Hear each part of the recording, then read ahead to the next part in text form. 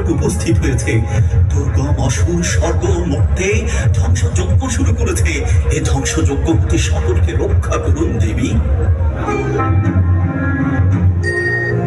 যুদ্ধে তাকে ছলে বলে কৌশলে পরাজিত করতে হবে।